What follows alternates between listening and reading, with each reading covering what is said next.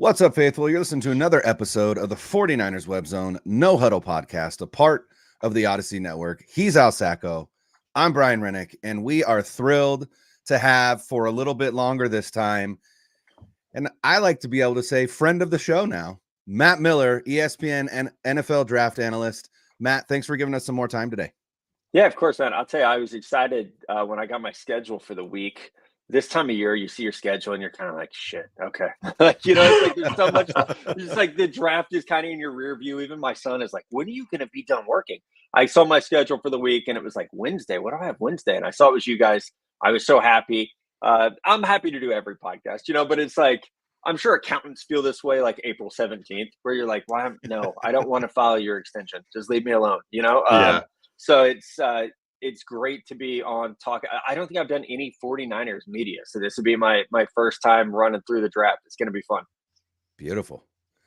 Well, again, we appreciate your time. And, one of the things that Al and I tried to do in our last episode was, kind of think about what are some themes or some things that we feel like we learned about the 49ers with this draft class.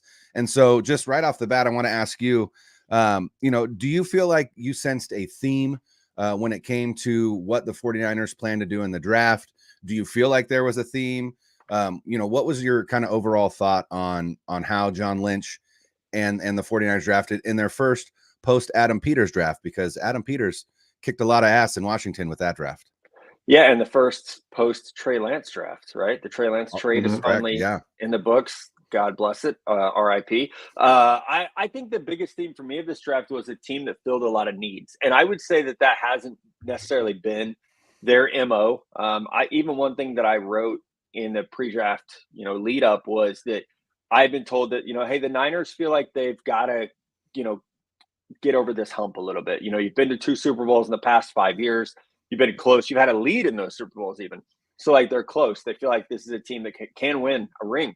So instead of what, maybe at times was the best player available strategy, and I think even for those of us, separate myself from my day job here, those of us as fans, at times we get frustrated by why are we taking Joe Williams in the 3rd round? Why are we taking CJ Beathard in the 4th round? Yeah. Some of that strategy I feel like was gone this year. I know we'll get into every pick and there might be some where we felt that way, but this to me was much more of a draft about addressing immediate and future need, which I think is like, if, good teams, that's kind of what you got to do. If you're Kansas City, San Francisco, Buffalo, Philly, Baltimore, you're kind of in that mode of, we are so close.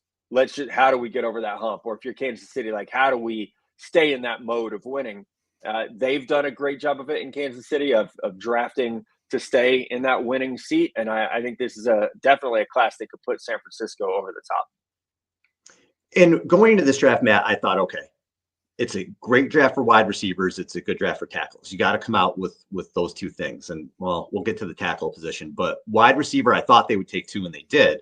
But in the first round, that was not the name I thought they were going to call. And I think there was a lot of shock for a lot of people in processing it. Why do you think that was the pick? What does he bring to the team that you think Shanahan said, okay, Ricky Pearsall is the guy? I was surprised too. And I pride myself as someone who knows this front office well, has really studied the things that they do. You feel like you have an idea what they like.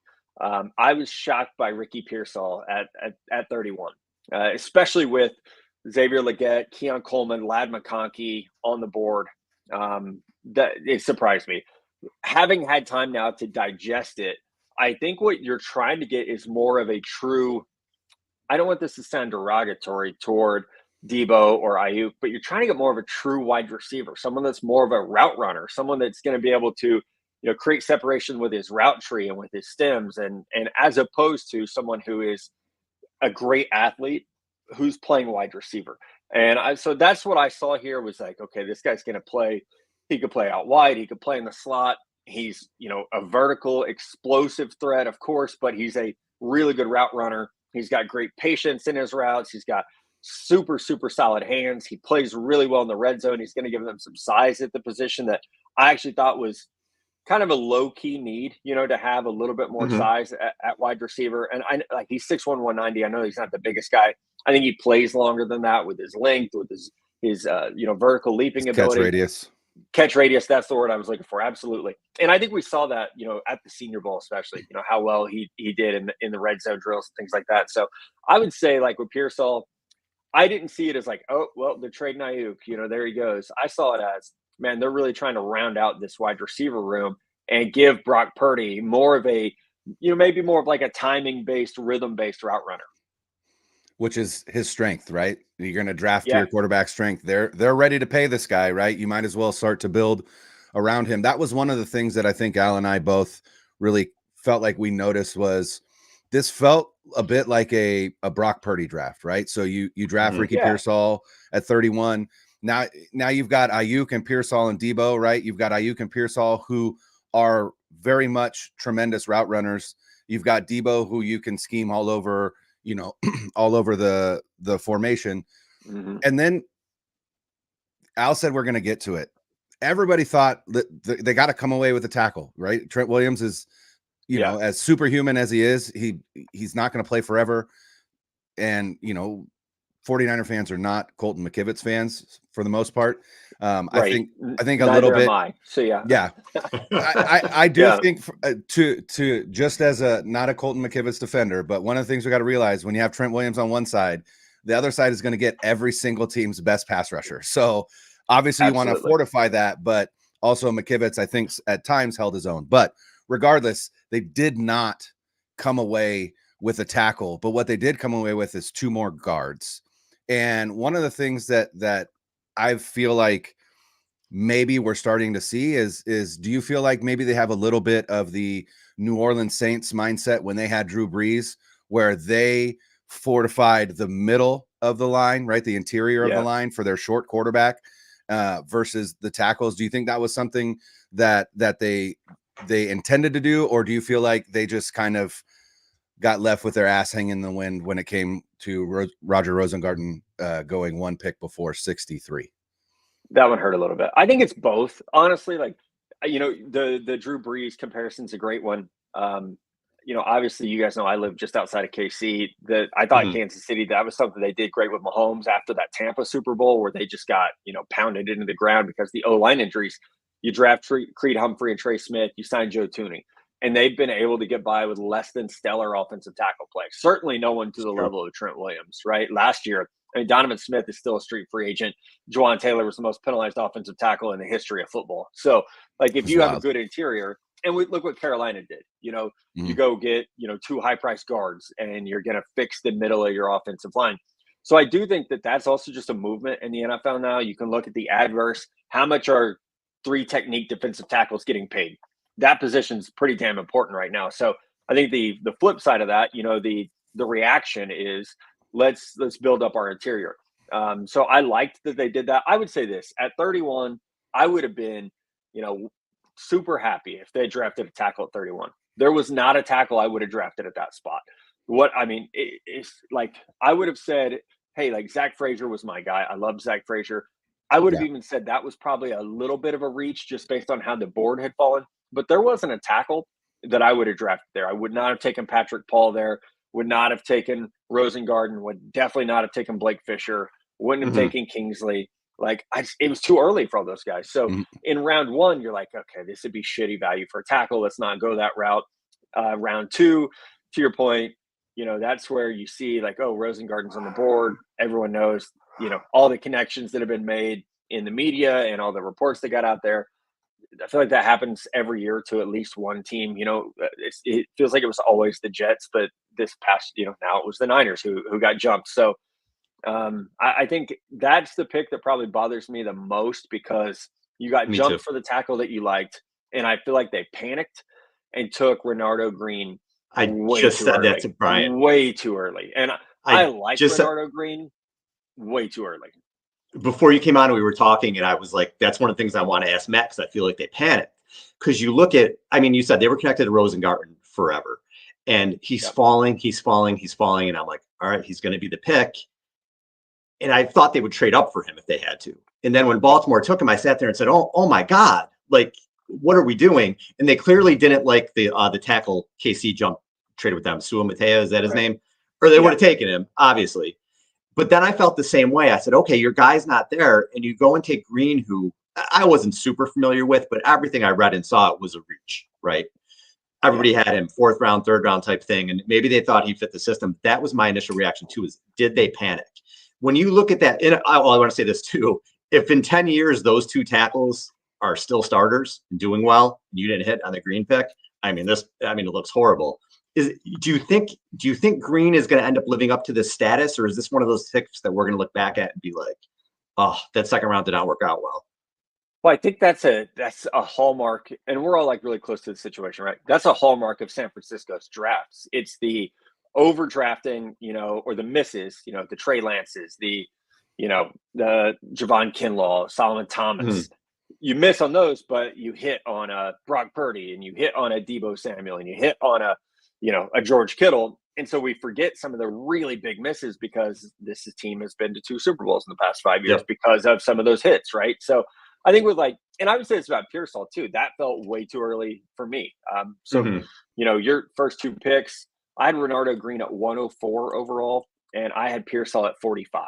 So we're talking about pretty significant reaches at those parts of the draft, right? So with Green, man, I think with Green, the thing is, if you just watch the LSU tape, you're like, this guy's going to be our number 1 corner in a year. You know, when Ward's contract expires, you're going to fall in love with it. He's physical. That can lead to some penalties at times. Really, really good in press man situations. Pretty good tester athletically. There's nothing deficient. Always around the ball. He had 14 pass breakups this past year. There are some really, really good things to his game. It's almost like the physicality just holds him back in some ways. I think he's a little bit slow to make that transition to attack the ball at times, but he's a really good player. I just didn't like the value of him there. And, you're always, as an evaluator, we're always biased because it's against our own board that's not scheme specific. I don't have all the same medical or off-field information that teams do. Right. But looking at who was there, it's like, man, would I have rather had, one of the tackles that went, whether it be Brandon Coleman or Caden Wallace or, Kieran, whose last name I'll butcher, the Yale tackle who went to the Bears. Thank you. Without my pronunciation guide in front of me, I'm worthless. So, same, it's like, or like Andrew Phillips from Kentucky, I thought would have been a better value at that spot. So that is definitely one of the picks that I will, over the next 4 years, really watch and be like, were they right or was I right? And I hope they were right. It's always the situation for me. You want the team to be right, whether it's the team you've rooted for since you were 5 years old or the Dallas Cowboys. You want them to be right. You want the player to succeed. But I really thought they were both head scratcher picks for me to start the draft out, at least. So if the first 2 picks, which you typically as a fan want your team to just absolutely nail, obviously, what was your favorite pick in this draft class? Oh man, probably Dominick Puni, just because I watched him play at Kansas. He's physical, he's athletic, he's there's some versatility positionally for him. I think he'll be a guard. I don't see any chance of him playing tackle unless it's maybe a little bit of a swing type thing. But man, he was so dominant, and he was a dude that was in Central Missouri. I watched him play there for a little bit. Watched him in Kansas. For their blocking scheme, his short area quickness is going to be amazing. And then the power that he has at the point of attack. So I'm really excited about him. And I know it's kind of weird to get excited about a guard, but my whole thing pre-draft was they have to address this offensive line. They have to. And, to only use 2 picks was a little disappointing, but I like both players. I like Jarrett Kingston as well. But I think, Puni's the one where I could see him being a really, really good player and a tone setter up front. Yeah. And that might have been my favorite pick because when you look at that interior, Feliciano had the 1 good year with the Niners. He's 32 years old. He's on a 1-year contract. Yep. Banks is on the last year of his deal. Brendel's 33 towards the end. They can get rid of him really whenever they want to. And everybody's just kind of serviceable in there, right? And I thought when you get somebody like Puni, like you said, he could really be a difference maker in that interior. When you're building around Purdy, I absolutely love the pick. I did. Brian, were you going to say something? I was going to ask, and then they also signed Drake Nugent as an undrafted. I was going to bring him up, so I'm glad you did because I didn't want to jump in. I really like Drake Nugent. Yeah, sorry, go ahead. No, I would say so. It's three interior offensive linemen, all 3 of them elite short area quickness. It feels like that is what they attacked for sure. Yeah, I like Nugent a lot. He's just small. And I talked to an offensive line coach at his pro day, and they were like, like you just don't draft backup centers. They don't get drafted. And it's one of those things that stuck with me. I went back and looked, and it's like, oh, it's kind of true. Like centers don't really get drafted if they're a guy that's like he's probably going to be a backup. Maybe he can become a starter. But I thought Nugent had some starter ability. He is just undersized, which for a zone blocking scheme, who cares? He's 300 pounds. That's really all you need. And last year he didn't allow a single sack. He's incredibly experienced. 4 years at Stanford, 2 years at Michigan. Like, come on, like this dude is definitely intelligent. Can handle himself well. And if you watch the Michigan offensive line, they were always in position. The calls were always right, and he's going to dominate in the run game because of that quickness and the strength. So I'm not going to be shocked if we see Drake Nugent make the 53, and I'm not going to be shocked if in a year he's the starting center. Like I don't think he's ever going to be Jason Kelsey or Creed Humphrey, but I think he can be a top 15 starting center, and you got him as a UDFA. That's a really, really good value. And it's wild how often this team does that. Like we could go back since 2017 and talk shit about some of their first and second and third round picks. Yeah. But it's like, well, but then what they do at, round 7, or what they do with the UDFAs. And it's like, okay, well, can't even be that upset with some of the early misses because of they're competitive, and a lot of the roster has been built through really savvy moves like this one. Yeah, you're getting blue chip guys on day 2 and 3. That's Dre Greenlaw. Greenlaw is like my prime example, or even Hufanga. Like when I start to just with my friends complain about some of the early moves, I'm like, well, yeah, but there's like some round 5 picks like George Kittle and those two on Lenore. defense. Lenore, and hopefully we see hopefully the Renardo Green move means that I always thought Lenore was better inside than outside. I think we actually talked about that before the draft. So. Hopefully that allows them to get the 3 best corners out there. So if that happens, then I will not complain about Renardo Green anymore. I promise. And the round 4 approach was interesting to me. You get 3 picks there, and I did like the Malik Mustafa pick, because I think the worst case scenario with him is you have a core special teams guy. I think he can be very good there, but he's physical. He's a dude who can hit. We'll see if they play 3 safeties this year. What was your take on that? Did you think this is a Hufanga replacement? Did you think it's insurance? Where were you when they took him? I thought insurance and a little bit of BPA. I had him as like an early round 4 guy. I think he was on a fringe. I gave him a 69 grade, which is like, you could maybe go 3rd round. You'll probably go 4th because of like, you probably lack one trait. For me, he just is undersized. Great tester, 2-year starter, field safety. And as you mentioned, I thought he was the best hitter in the class in terms of, the impact that he brings.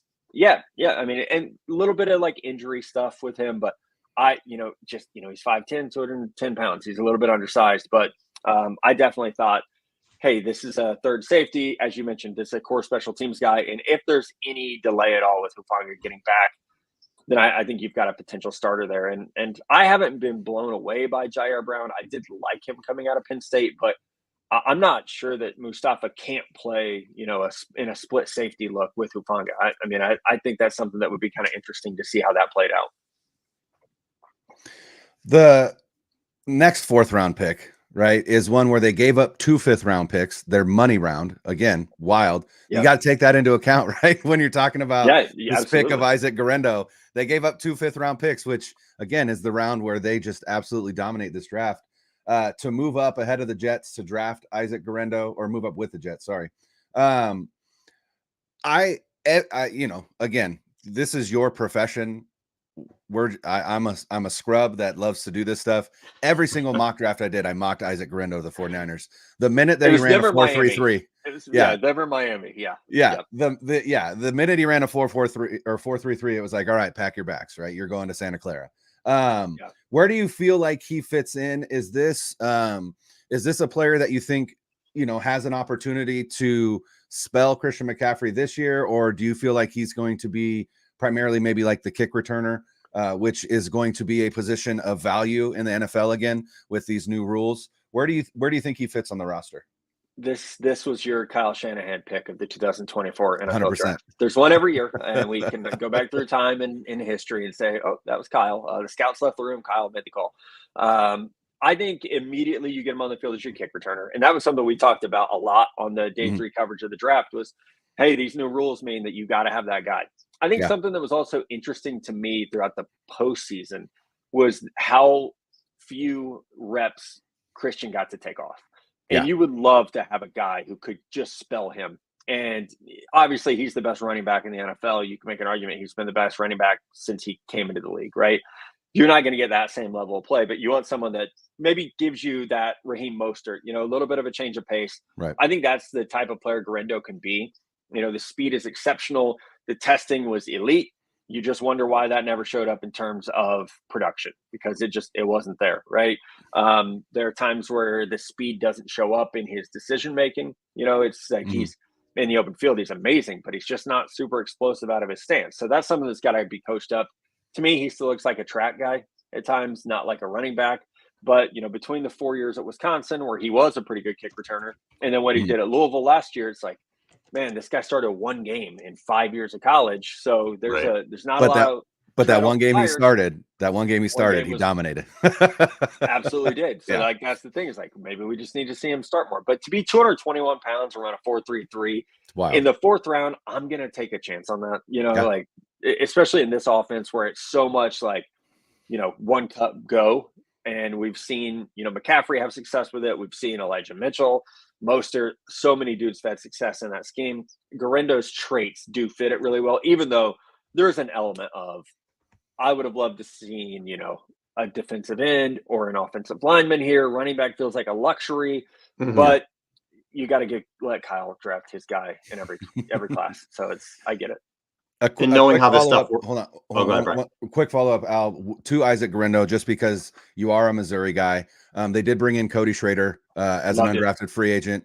Do you feel like Schrader's issue is that he's small and unathletic. When it comes to testing, but he's still a running back that gained 1,600 yards in the SEC against primarily 8-man boxes because that Missouri offense wasn't very good. Do you feel like he has an opportunity to make this roster, or where do you feel like he fits in? Yeah, I wouldn't count him out. To know this guy's story, Truman State was a college that I have friends who had scholarship offers there and didn't go. Like they were that bad of school when we were in high school. And so to go from Truman State to lead the SEC in rushing, I would not count him out. Now we could go through his scouting report and talk about all the things he can't do. He's small. He's 5'8", 210 pounds. He's not fast. He didn't catch the ball a ton at Missouri. Like everything is stacked against him, except for the fact that he's tough as hell. He's competitive. And he has amazing vision. And if you watched my dude against Georgia, LSU, Ohio State, probably Tennessee, those 4 games, you're like, and Missouri's offensive line didn't have anyone drafted highly. This was all Cody Schrader. And so what he can do there is fantastic.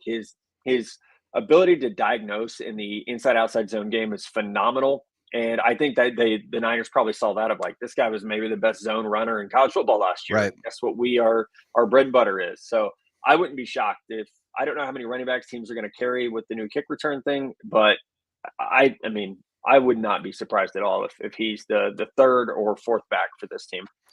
Well, the way things typically go with the Shanahan drafts is Garendo's going to be drinking beers with Trey Sermon and TDP and Joe Williams in 2 years, and Schrader's probably going to be the starting running back, right? Because they seem always missing the guys they draft. And Elijah Mitchell, a 6th round pick, and he's still hanging around. Yep. And then the other guy that they took in the 4th is Jacob Cowing, and I saw a stat where 2023, his deep middle targets of 20+ yards, there were 7 of them that resulted in 3 catches, 115 yards, and 3 TDs. So a small guy, I think he's 5'8", but looks like a big play guy. And maybe another response to what happened in the Super Bowl where they really didn't have guys who can get open on their own other than Ayuk. Is this another guy you think that can come in, if he makes the team, maybe more of a role player, Taylor Gabriel type thing where they can just put the ball in his hands and maybe get some big plays out of it? I like Taylor Gabriel more than Kyle Williams, which was my initial thought when they drafted him. Was like, ouch. Oh, no, not another Kyle Williams guy. So, I think that's the idea, right? Of he'll be your 5th receiver. He'll probably be a punt returner, 4.38 speed. He is undersized, but you could also be creative with him. And I think if you do get to a situation where you got to remember, like, I love Brandon Ayuk. Last year was, an outlier in terms of what his production has been. Debo is, because of his physical play style, and this goes back to college, he's good to miss a couple games a year, it feels like. So I think just building depth at the position is also really, really important. So we saw, a historic number of receivers flying off the board in the top 100 picks. So by the time you're in the 4th round, that board is pretty much wiped out for most teams. So I think if you find a scheme fit, you find a guy who is, fantastic speed, he's got start-stop ability. You can use him on jet sweeps. You can use him in the screen game. He can help you as a return guy. I think there's still good value there. So I don't have any delusions that Cowing is going to be, the next great slot receiver in San Francisco. But I do think there's a role for him on the roster. And I'm a big Juwan Jennings guy. I wish he got more opportunity than he gets.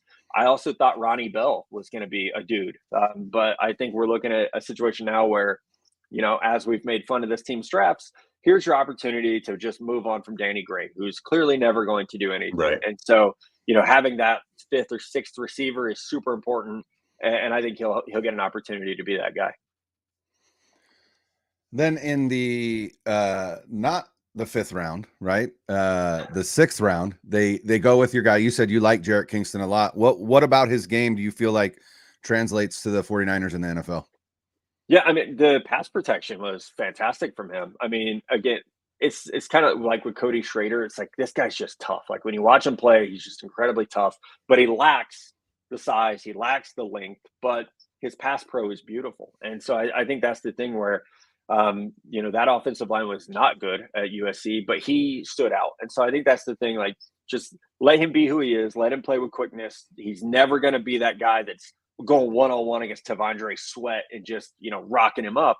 But if you could keep him on the move, he could be a serviceable, 3rd guard, could maybe even play some center because of that, the lack of size and lack of length, especially. You can maybe cover it up on the inside, but he has the quickness to do that. So I think in the 6th round, like that's, a player who had that kind of production in college, and where so many college guys aren't good in the pass game, when someone is, I think that's always an intriguing skill that you want to try to build on. So I want to couple the 7th round pick and an undrafted free agent Evan Anderson together, because my worry for the team this year, I don't think enough people are talking about, is I don't think the front 7 is as good as we think because of injuries and because of what I think the defensive tackle position is. And I'll explain that. Yep. So Hargrave is more of a pass rusher. He's 31 years old. I thought he had taken a step back last year. Malik Collins loved to pick up, more of a pass rusher. Jordan Elliott, from what I've seen, very spotty with the Browns, didn't have a good PFF grade. We'll see with Davis. We'll see with Givens. I really thought they needed someone up the middle to be a run stuffer there. And also, if Greenlaw is not there, I mean, that's just a huge piece that you're missing. We saw what happened in the Super Bowl when he went out. So They take Bethune, the linebacker, in the 7th round, and then Evan Anderson is the guy, a run stuffer type dude, undrafted free agent. Do you think either of those guys can help in the front 7 this year, maybe even in 2 or 3 years down the road? I think Bethune can. I was surprised he went that late. Everything I heard about him was, super, super high football IQ. They loved him down there. The coaching staff did. They put a lot on his shoulders. And obviously their defensive line got a lot of credit, and as they should have. But he was consistently making plays, and sideline ability is good. I don't know that he's ever going to be, he's not going to be Dre Greenlaw, but can he be your 3rd linebacker? Can he be a guy on special teams? I do think so. Again, I was surprised that he went that late. I was trying to see exactly where I had him. I had him rated as a 6th rounder, and a lot of that was because the testing time was pretty bad. But like with Mustafa, he's such a big hitter. He's such a big time player at playing at the ball.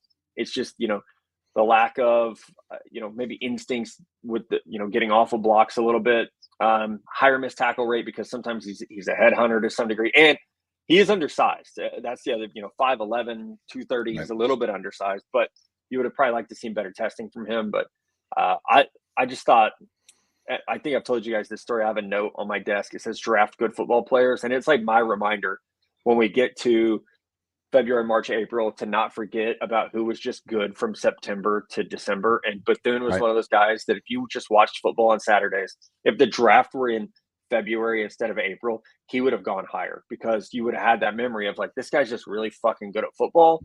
Forget about his undersized. I don't care about his RAS score, and all those things do matter. But if you just evaluate guys based on how well they play football, he would have gone earlier in the draft. I like it. Evan Anderson, is that a guy that you think could make the initial 53 man just as a bigger body to stop the run? I mean, I think he almost has to, just because they need that nose tackle. Well, he played nose. I think they need it, as you mentioned. It's just I thought, and I think I referenced this earlier. I thought for sure we would see a defensive lineman drafted earlier. Just because Drake Jackson didn't do a damn thing last year, and the D tackle. Yeah, they've added a lot of guys, but they haven't added like a guy. And even this year when they added Leonard Floyd and Gross Matos, I was like, that is not good news for Drake Jackson and his future. Right. D end could be a sneaky early pickup, and it got ignored. So I was surprised by that. So I think, anyone along the defensive line that gets added, I think there's a shot for them to make the 53. Matt, we appreciate the time, buddy. Thank you so much. Yeah, of course. Anytime. Love talking to you guys. It also gives me an outlet to, complain to someone other than my wife about what the Niners do. She's a Chiefs fan, so she doesn't care. Oh, man, that's a She's tough household right you now. hated your team's draft. That must suck. And I get to, hear about. Can't relate. I'm a Texas fan, and so I get to hear about Xavier Worthy nonstop. So this is my therapy session. I appreciate it. Hey, anytime you want to come on and get it out, just let us know, man. I'm sure by God the knows I preseason, complain enough, so I'll have something to complain about by the preseason, I'm sure. So beautiful. Absolutely. We'll reach we'll out. set it up. All right. Thanks so much, guys. Thanks, man. Bye-bye.